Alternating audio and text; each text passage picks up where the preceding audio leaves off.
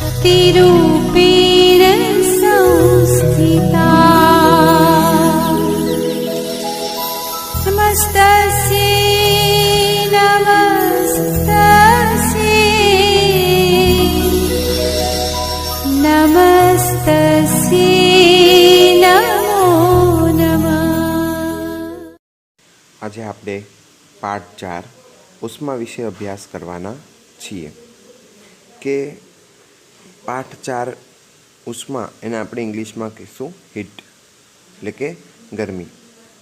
હવે ઉનાળાની અંદર જે છે આપણે ગરમી અને શિયાળામાં જે છે એ આપણને ઠંડીનો અનુભવ થતો હોય છે। તો શિયાળામાં ઠંડીનો અનુભવ થાય તો કેવા કપડાં પહેરવા જોઈએ અને ઉનાળામાં ગરમીનો અનુભવ થાય તો કેવા કપડાં પહેરવા જોઈએ એ આપણને દરેક વિદ્યાર્થીને ખબર છે। હવે તો કે આ જે વસ્તુ જે છે એ આપણે આગળના જે આપણે કહીએ કે પ્રકરણ છે એમાં પણ અભ્યાસ કરી ચૂક્યા છીએ। ઉનાળાની અંદર જે છે એ 40°C તાપમાન હોય તો આપણને ખૂબ જ ગરમીનો અનુભવ થતો હોય છે। એવી જ રીતના શિયાળામાં જે છે એ અમુક °C કરતાં જો ઓછું તાપમાન હોય, જેમ જેમ ઓછું તાપમાન થતું જાય એમ એમ આપણને ઠંડીનો અહેસાસ જે છે એ વધારે પ્રમાણમાં જોવા મળે છે। તો આગળ પ્રસ્તાવના વિશે માહિતી મેળવીએ કે પ્રકરણ 3ની અંદર આપણે એવું શીખ્યા કે ઊનના જે કપડાં જે છે એ પ્રાણીઓની રૂંવાટીમાંથી બનાવવામાં આવે છે। કે જે ઊનના કપડાં છે એ આપણને ખબર છે કે પ્રાણીઓની રૂંવાટીમાંથી બનતા હોય છે અને આપણે એ પણ જાણીએ છીએ કે સુતરાઉ કાપડ ઉનાળામાં પહેરીએ છીએ એ વનસ્પતિના રેસા જે છે એમાંથી બનાવવામાં આવે છે। શિયાળાની ઋતુમાં જ્યારે બહાર ખૂબ જ ઠંડી હોય ત્યારે ઊનના કપડાં પહેરીએ છીએ। કે બહુ ઠંડી હોય તો આપણે શું કરીએ છીએ તો કે ઠંડા ઊનના કપડાં પહેરીએ છીએ અને ઊનના કપડાં કેવા હોય તો કે શરીરને હૂંફાળું રાખે છે। અને ગરમીના ઋતુની અંદર સુતરાઉ વસ્ત્રો પહેરીએ છીએ જે આપણા શરીરને ઠંડક અનુભવે છે, એટલે કે ઠંડકથી રક્ષણ આપે છે, એટલે કે ઠંડક આપે છે એમ। કે ચોક્કસ ઋતુમાં ખાસ પ્રકારના વસ્ત્રો શા માટે અનુકૂળ છે કે જે ઋતુ જે છે એ ચોક્કસ ઋતુ જે હોય છે એ ખાસ પ્રકારના જે વસ્ત્રો જે છે એ શા માટે અનુકૂળ છે કે કોઈપણ ઋતુની અંદર જે છે એ ઋતુ અનુસાર કપડાં પહેરવા જોઈએ। કે ચોમાસું છે તો રેનકોટ પહેરવો ફરજિયાત। તો આપણને આ બધી વાત જે છે એ ખૂબ જ નવાઈ લાગે છે। શિયાળાની ઋતુની અંદર ઘરના અંદરના ભાગની અંદર ઠંડી લાગે છે, પરંતુ ઘરની બહાર જે છે એ સૂર્યના તડકામાં આવતા ઘણી વખત હૂંફનો પણ અનુભવ થાય છે, એટલે કે ગરમીનો અનુભવ આપણને જોવા મળે છે। ઉનાળાની ઋતુમાં ઘરની અંદરના ભાગમાં પણ આપણે ગરમી અનુભવીએ છીએ, એટલે કે આપણને ઘણી વખત ઘરની અંદર પણ આપણને ગરમી થાય છે। આવું શા માટે થાય છે તો કે કોઈ પદાર્થ ઠંડો છે કે ગરમ છે એ આપણે કેવી રીતના જાણી શકીએ કે કોઈ પદાર્થ ઠંડો કે ગરમ છે તે શોધવા માટે આપણે શું કરવું જોઈએ એ આપણે આ પ્રકરણની અંદર ઊંડાણપૂર્વક અભ્યાસ કરવાના છીએ। કે અમુક પદાર્થ છે એ ગરમ પણ હોઈ શકે અને અમુક પદાર્થ છે એ ઠંડો પણ હોઈ શકે।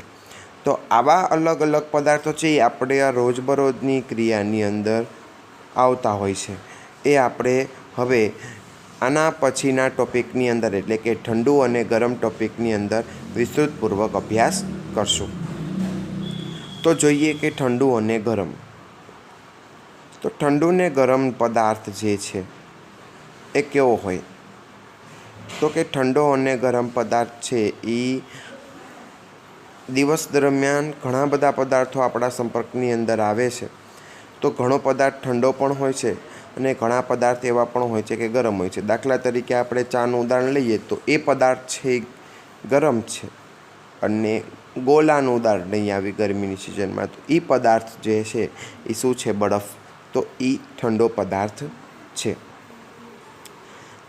રોજબરોજના જીવનમાં આપણે સંખ્યાબંધ ના સંપર્કમાં આવીએ છીએ તેમાં કેટલાક પદાર્થો ગરમ અને જે છે એ કેટલાક પદાર્થો ઠંડા પણ હોય છે. જો આપણે જોઈએ કે ઠંડો અને ગરમ પદાર્થ, તો આ આપણે જે છે એનું વર્ગીકરણ કરીએ કે આઈસ્ક્રીમ છે એ ઠંડુ છે કે અતિશય ઠંડુ છે, કે પછી હુંફાળું અથવા ગરમ, બેમાંથી એક. એટલે આપણને 4 મુદ્દા આપેલા છે, એમાંથી કોઈ પણ એક ટીક કરવાનું છે. હવે તો કે ચાના કપમાં જે છે એ આઈસ્ક્રીમ જે છે એ ખૂબ જ ઠંડો છે, એ આપણને ખબર છે. ઠંડો અથવા અતિશય ઠંડો તરીકે આપણે ઓળખી શકીએ. એવી જ રીતના ચાના કપમાં રાખેલી જે ચમચી જે છે એ કેવી હોય? તો કે ઠંડી હોતી નથી. કેવી હોય? હુંફાળી અથવા ગરમ. એવી જ રીતના ફ્રૂટ જ્યુસ છે, એ કેવું હોઈ શકે? તો કે ઠંડુ અથવા અતિશય ઠંડુ. પણ એ હુંફાળું અથવા ગરમ હોઈ શકે નહીં. એવી જ રીતના તળવાની કડાઈનો જે હાથો જે છે એ કેવો હોઈ શકે? તો કે ઠંડો અથવા અતિશય ઠંડો ક્યારે હોઈ શકે? તો કે તેલ બધું ઠરી જાય ત્યારે. પરંતુ આપણે ત્યારે તેલ અંદર હોય ત્યારે એ હાથો જે છે એ કેવો હોઈ શકે? તો કે હુંફાળો અથવા ગરમ. તો આપણે આકૃતિ 4.1 ઠંડા તેમજ ગરમ પદાર્થનો કોષ્ટક જે છે એના વિશે આપણે જોયું કે ઘણા બધા પદાર્થો એવા પણ જે છે કે જે ઠંડા પદાર્થનો અનુભવ કરે છે, અને જ્યારે આપણે કપમાં ભરેલી ચા જે હોય છે એ ગરમ હોય છે, અને બરફ શું હોય છે? તો કે ઠંડો હોય છે. હવે આ બરફ જે છે એ ગરમ અને ઠંડો આપણને જોવા મળે છે. તો આપણે આકૃતિ 4.1ની અંદર સામાન્ય રીતે વપરાતા આવા કેટલાક પદાર્થોની યાદી પણ બનાવી. સૂચિ એટલે એક પ્રકારની યાદી. તમે તમારા અનુભવ પરથી આમાંના કયા પદાર્થ ઠંડા અને ગરમ છે એ નક્કી કરી શકો છો. અતિશય ગરમ પદાર્થને સીધા આપણે અડી શકાતા નથી, અને જ્યારે સળગતી મીણબત્તી અથવા ગરમ સ્ટવ જે છે એનો ઉપયોગ કરો ત્યારે દાઝી ન જવાય તેની આપણે ખૂબ જ કાળજી રાખવાની હોય છે. આપણે એ પણ જોયું કે પદાર્થો ઠંડા હોય છે જ્યારે કેટલાક પદાર્થો ગરમ પણ હોય છે. વળી આપણને એ પણ ખબર છે કે કયો પદાર્થ બીજા પદાર્થ કરતાં વધુ ઠંડો છે અને કયો પદાર્થ છે એ વધુ ગરમ છે. હવે આપણે જોઈશું તો કે પ્રવૃત્તિ 4.1 કે આપણે પ્રવૃત્તિ જોયું કે પહેલું જે છે એ ઠંડુ પાણી છે, બીજું છે એ ગરમ પાણી છે, અને ત્રીજું છે એ ઠંડુ અને ગરમ જે છે એ શું છે? તો કે બંને મિક્સ, એટલે કે અડધું ઠંડુ અને અડધું ગરમ. આપણે જોયું કે આપણા 2 હાથ હોય છે. 2 હાથ જે છે એ જમણો હાથ અને એક ડાબો હાથ. હવે એક હાથ જે છે એ ગરમ પાણીમાં રાખવાનો છે તમારે, એક હાથ જે છે એ ઠંડા પાણીમાં રાખવાનો છે. અને આ જે છે એક હાથ ગરમ અને એક હાથ ઠંડા પાણીમાં રાખી થોડીક વાર રાખ્યા બાદ આકૃતિ Cની અંદર જે પાણી જે છે એ અડધું ગરમ અને અડધું ઠંડુ છે એની અંદર બોળવાના છે. અને કેવો તમે અનુભવ કરી શકશો એ તમારે એક અવલોકન બુકમાં નોંધવાનું કે આવી રીતના જે છે એ 3 પ્યાલાના પાણીના તાપમાનનો અનુભવ છે એ આપણે જોવાનો કે કયું પાણી આપણને વધારે ગરમ લાગ્યું કે કયું ઠંડુ લાગ્યું, કે જે છે એ કયું પાણી આપણને વધારે માફકવાળું લાગ્યું. બુઝોને એવી મૂંઝવણ પણ છે કે માત્ર સ્પર્શ વડે પદાર્થના ઠંડા કે ગરમનું અનુમાન આપણે જે છે એ ઘણી વખત છેતરામણી પણ થઈ શકે છે. કે તે પદાર્થ ગરમ છે કે ઠંડો એ આપણે કેવી રીતના શોધી શકીએ? કે તે પદાર્થ જે છે એ ગરમ છે કે ઠંડો એ કેમ ન ખબર? તો કે 12 ડિગ્રી સેલ્સિયસ અને 40 ડિગ્રી સેલ્સિયસ જે છે એ ગરમ અને ઠંડાનું પ્રમાણભૂત માપન છે, અને એ તાપમાન તરીકે ઓળખવામાં આવે છે. આવા વિવિધ પ્રકારના જે તાપમાનો જે છે એનું માપન કરતા જે સાધન છે એને એક આપણે થર્મોમીટર તરીકે ઓળખી શકીએ છીએ. એ આપણે આકૃતિમાં જોઈ શકીએ છીએ કે 4.2 કે ક્લિનિકલ થર્મોમીટર છે.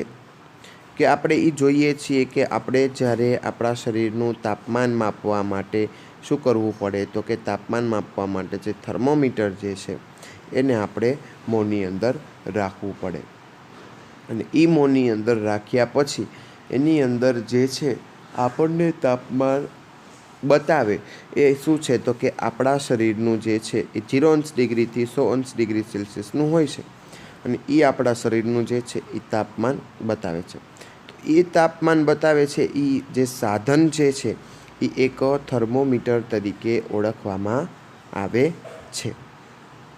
હવે આ થર્મોમીટરનો ઉપયોગ જે છે એ બીજે કઈ જગ્યાએ થઈ શકે, તો કે આપણે જોઈ શકીએ છીએ કે હોસ્પિટલની અંદર જ વિવિધ આરોગ્ય કેન્દ્રની અંદર જે છે એ થર્મોમીટર જે છે એ યુઝ થાય છે. અને આપણે થર્મોમીટરની રચના પણ જોઈ શકીએ છીએ. 0° થી 100°નું તાપમાન એમાં દર્શાવાતું હોય છે. તો આ આપણે જોયું ક્લિનિકલ થર્મોમીટર વિશે. હવે જોઈએ તાપમાનનું માપન કઈ રીતના થઈ શકે. તો કે થર્મોમીટર આપણે જોયું છે, અને એ થર્મોમીટર જે છે એ આપણે બે પ્રકારના છે, ક્લિનિકલ થર્મોમીટર અને બીજું છે તબીબી થર્મોમીટર. હવે આ બંને વડે જે છે એ આપણે તાપમાન માપી શકીએ છીએ. જ્યારે આપણને તાવ આવ્યો હોય ત્યારે તાપમાન માપવા માટે આપણે શું કરીએ છીએ, તો કે તાપમાન માપવા માટે જે છે એ ક્લિનિકલ થર્મોમીટર અથવા તબીબી થર્મોમીટરનો ઉપયોગ કરીએ છીએ. કે આપણે આકૃતિમાં તો સૌપ્રથમ જોઈ જ લીધું છે કે ક્લિનિકલ થર્મોમીટરનો જે છે એ પારો જે છે એ આપણે મોંની અંદર રાખવાનો હોય છે, જેથી કરીને આપણું શરીરનું તાપમાન જે છે એ આપણે જાણી શકીએ. કે પારો મોંની અંદર રાખ્યા પછી શરીરની અંદર કેટલું તાપમાન છે એ આપણે એક ક્લિનિકલ થર્મોમીટર વડે આપણે જાણી શકીએ છીએ. હવે જોઈએ તો કે સમાન જાડાઈવાળી પાતળી સાંકડી કાચની નળી એક છેડા પર નળીના અંદરના ભાગે ફૂલેલી બલ્બ જેવી રચના હોય છે. કે આપણે જોઈએ છીએ કે ફૂલેલી બલ્બ જેવી રચના હોય છે. આગળનો ભાગ જે છે એ આપણે જોઈ શકીએ છીએ. આ બલ્બમાં મર્ક્યુરી પારો ભરેલો હોય છે, અને તેમની અંદર શું ભરેલું હોય છે, તો કે મર્ક્યુરી અથવા પારો જે છે એ ભરેલો હોય છે. બલ્બની બહારના ભાગમાં મર્ક્યુરીનો પાતળા દોરા જેવો ભાગ પણ દેખાય છે. કે બલ્બની બહાર જે છે મર્ક્યુરીનો પાતળો ભાગ છે એ દોરી જેવો પણ દેખાતો હોય છે, જે આપણે ઊંડાણપૂર્વક જોઈ શકીએ છીએ. કે એ જે છે એ મર્ક્યુરીનો પાતળા દોરા જેવો ભાગ છે એ આપણને દેખાય છે. જો તમને મર્ક્યુરીનો દોરો ન દેખાય તે થર્મોમીટરને બંને હાથમાં પકડીને ધીરે ધીરે દેખાય નહીં ત્યાં સુધી આપણે જોવાનું કે તેનો પારો ન દેખાય ત્યાં સુધી ધીરે ધીરે નીચે ઉતરશે, પછી ન દેખાય ત્યાં સુધી એને આપણે શું કરવાનું, તો કે ગોળ ગોળ ફેરવવાનું. અને થર્મોમીટરની સપાટીનું અંકન આપણે જ્યારે છે એ સ્પષ્ટ આપણને નજર પડશે. એ આપણે અંકન જે છે એ સેલ્સિયસના માપક્રમ તરીકે 37° થી 42° વડે આપણે દર્શાવી શકીએ છીએ. અને એના વડે આપણે શું કરીએ છીએ, તો કે દર્શાવી શકીએ છીએ. અમુક વખતે 35° થી 42° જે 42° સુધી પણ જે છે એ આપણે આ થર્મોમીટરનું તાપમાન જે છે એ આપણે દર્શાવી શકીએ છીએ. હવે ઘણી વખત આપણને એવો પણ પ્રશ્ન થાય, કોઈ માનવ શરીરનું તાપમાન જે છે એ 37° જે છે તો એ શું એની અંદર દર્શાવી શકાશે? તો હા, તો એની અંદર જે છે એ 37°નું તાપમાન જે છે એ પણ આપણે જોઈ શકીએ છીએ. અને આ સેલ્સિયસ છે એ માપક્રમમાં હોય છે, અને એ જે છે એ અંશ ડિગ્રી સેલ્સિયસ વડે આપણે દર્શાવી શકીએ છીએ. કે આપણે જોયું કે 35° થી 42° સુધી જે આ થર્મોમીટર છે ક્લિનિકલ થર્મોમીટર એ માનવ શરીરનું તાપમાન માપી શકે છે. હવે તો કે આ જે છે ક્લિનિકલ થર્મોમીટર એ શું થઈ શકે, તો કે 35°થી શરૂ થઈ અને 42° સુધીનું આપણું જે છે એ તાપમાન માપી શકવાય છે. હવે આ તાપમાન જે છે એને આપણે માપવા માટે શું કરવું પડે, તો કે પહેલાં તો થર્મોમીટરનું વાંચન કરવું પડે. કે થર્મોમીટર કેવું હોઈ શકે. તો કે આપણે આકૃતિ 4.3ની અંદર છે એ થર્મોમીટરનું અવલોકન કરતી એક વિદ્યાર્થીને આપણે જોઈ શકીએ છીએ. એ થર્મોમીટરનું અવલોકન કરી રહી છે અને જોઈ રહીએ છીએ કે એ થર્મોમીટર છે એની રચના કેવી રીતના છે, સાચી કઈ રીતના થઈ શકે. તો કે માનવ શરીરનું જે સામાન્ય તાપમાન જે છે એ 37 ડિગ્રી તો હોય જ છે. અને એવી નોંધ ખાસ કરીએ કે એકમ સાથે જે છે એ આપણે જે છે એ દર્શાવી શકીએ છીએ. કે ઘણી વખત એવું પણ થાય કે પહેલીનું તાપમાન મળ્યું અને એવી એને ચિંતા થવા લાગી કે 37 ડિગ્રી જેટલું તાપમાન જે છે એ ચોક્કસ કેમ નથી. તો આવો પ્રશ્ન પણ આપણને થતો હોય છે, કારણ કે થર્મોમીટરનો માપક્રમ જે છે એ 35 ડિગ્રી સેલ્સિયસથી 42 ડિગ્રી સેલ્સિયસ સુધીનો હોય છે. કે જે છે એ ક્લિનિકલ થર્મોમીટરની રચના માત્ર માનવ શરીરના તાપમાન માટે જ કરેલી હોય છે. એટલે કે સામાન્ય રીતે માનવ શરીરનું તાપમાન જે છે એ 35 ડિગ્રીથી નીચે કે 42 ડિગ્રીથી ઉપર જતું નથી. એટલા માટે જે છે એ ક્લિનિકલ થર્મોમીટરનો ઉપયોગ કરવામાં આવતો હોય છે. હવે આવા વિવિધ પ્રકારના જે ક્લિનિકલ થર્મોમીટર જે છે એ માનવ શરીરના વિવિધ તાપમાનો માપવા માટે ઉપયોગ થતા હોય છે. હવે વિવિધ પ્રકારના ઉપયોગ થતા માનવ શરીરનું તાપમાન માપવા માટે આવા થર્મોમીટરના જો ઉપયોગ કરવામાં આવે તો આવા અત્યંત આધુનિક સાધનો જે છે એ આપણે શાળા દ્વારા પણ વિકસાવી શકીએ છીએ. પણ દાખલા તરીકે દૂધનું થર્મોમીટર વડે તાપમાન માપવું હોય તો પહેલીએ તેને અટકાવ્યો. શું કામ? કારણ કે દૂધ ખૂબ જ ગરમ હોય છે, કારણ કે 25 ડિગ્રી સેલ્સિયસ કરતાં ઓછું હોય છે. એટલે હવે આપણે જોઈશું તો કે આગળના વિડીયો જે છે થર્મોમીટરનો ઉપયોગ કેવી રીતના થઈ શકે, તેમજ ક્લિનિકલ થર્મોમીટરના તેમજ બીજો જે થર્મોમીટર હતું કે આપણા શરીરનું તાપમાન માપવા માટે તેનો ઊંડાણપૂર્વક અભ્યાસ આગળના વિડીયોની અંદર જોઈશું.